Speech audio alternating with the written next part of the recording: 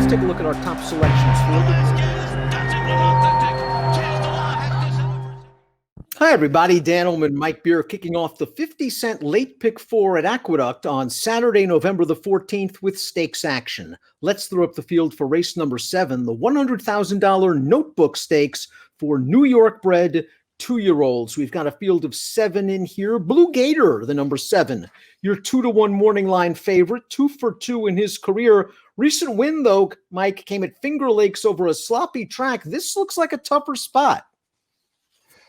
I think it probably is. He's not that easy to knock, I guess, at this point, Dan. He's 2 for 2. He's got a competitive figure for that win last time. I agree with you. I think this is a tougher race, but he looks like one of the ones in here. He's been pretty good in both of his starts.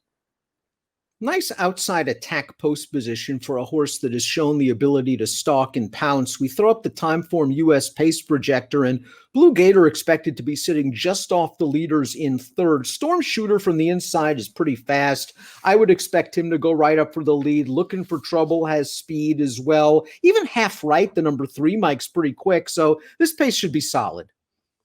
Yeah, that's what I thought. I mean, we'll see how it all plays out, but there are plenty of horses in here with enough early speed to make this thing go a little bit.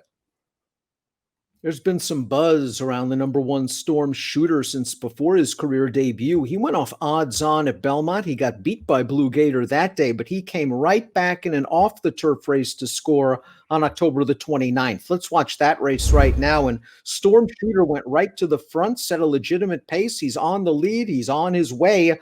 The buyers are a little bit light, but this is a Todd Pletcher trainee. Todd can do no wrong at this current Aqueduct meet, and he's going to be on a send from the inside post. Yeah, I would be surprised if they didn't come out of there running from the rail, and then they'll just see what happens. I have my concerns about him, Dan, in this race. We'll see, what kind of price he goes off at this time. He was pretty disappointing in his debut, though. He took a ton of money in there. And I know Blue Gators turned out to be okay, but this horse had really no excuse in there. And just didn't run that well. I know that he won, clear last time over a sloppy track, but his figure didn't improve that much. Market Alert, the number 2. I like the way he won his debut at Belmont over the spring. I think he beat a pretty good field of New York breds that day, and he did it from off the pace.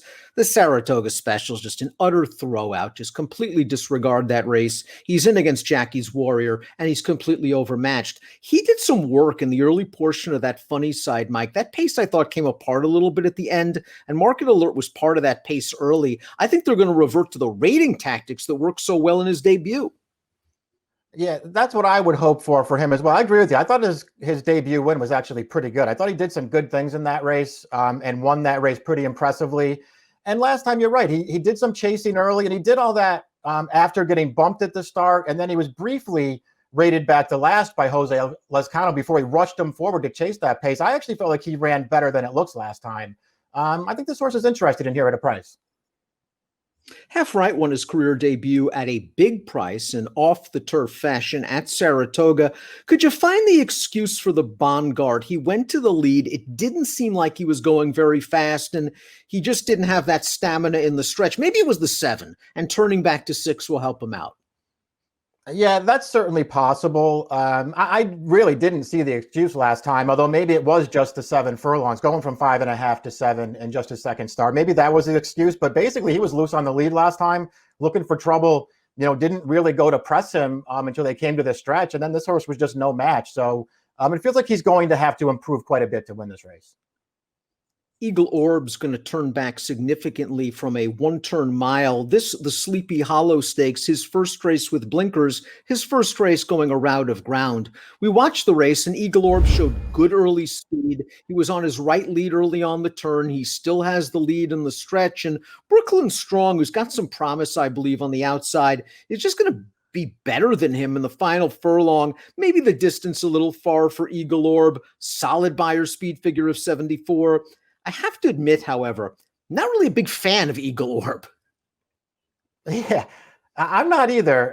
He certainly makes sense in this race, though. Listen, if nothing else, the Sleepy Hollow was a nice bounce back effort for him because he didn't run well on the Bonguard at a short price prior to that. I guess his first 2 career starts, and then you couple it with the Sleepy Hollow, it makes him a big-time player in here. I'm with you, though. He leaves me a little cold for some reason.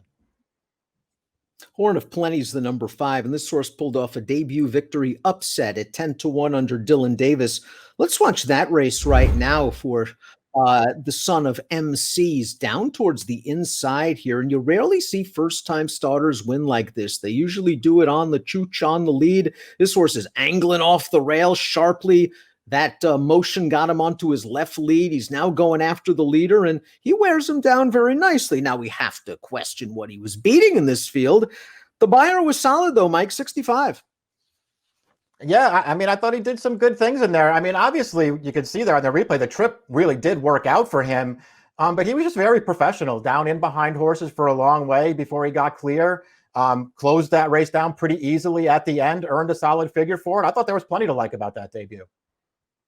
Thought Looking for Trouble ran well on the funny side. 2 starts back, going 6.5, part of that solid pace before tiring. We're going to watch his effort in the Vanguard right now, where he turns into the stretch, and it looks like his jockey, Jose Lezcano, is very confident. He's in the white blinkers, and I just think the 7 furlongs proved to be a little bit too much for him. The horse that finished third, Brooklyn Strong, we saw him earlier come back and beat Eagle Orb.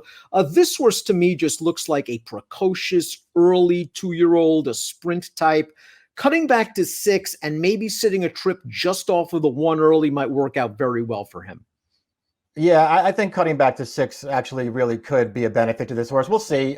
He's actually run pretty well in all of his races. I have no problem with the race he ran last time, where they really did try to sit. I guess it worked out fine. I'd actually almost prefer if Irad just sent him this time and tried to wire this field. I don't know if they'll do that or not, but he certainly has the races to be tough in here. And Blue Gator won his debut over Storm Shooter at Belmont. Michael Maker found a very nice spot for big money at Finger Lakes last time out. Let's watch that race. And it was a sloppy track. He was on the outside. He's making the lead. And he's a little green once he makes the lead. He starts drifting considerably to the inside, but he's in no danger of losing to this field once he's clear. The buyer came back very solid at 73. This horse still has a lot of learning to do, but Hendrik Carmouche has done little wrong at this meet, and I think he's going to have Blue Gator in a good position in the second flight off the lead. Yeah, great. He can get the right trip in this race, and obviously, based on what he's done in his first 2 starts, you'd think he'd be, one of the major players in here. I will just, caution people and maybe point one thing out about his last race, where he did win clear with a 73 buyer and he ran fine.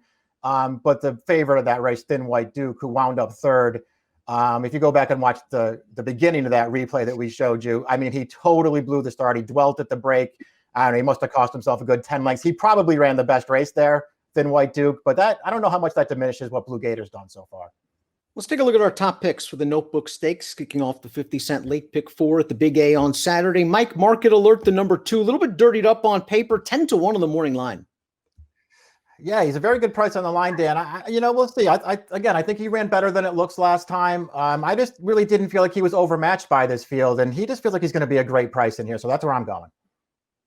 Pick Blue Gator in here. Hope he drifts a little bit, because this is a tougher field than the one he faced last time out at Finger Lakes. I'm going to go 7, 4, 5, and 6. Mike's going 2, 5, 4, and 7. It's the Notebook. It's one of 2 stakes races at Aqueduct on Saturday.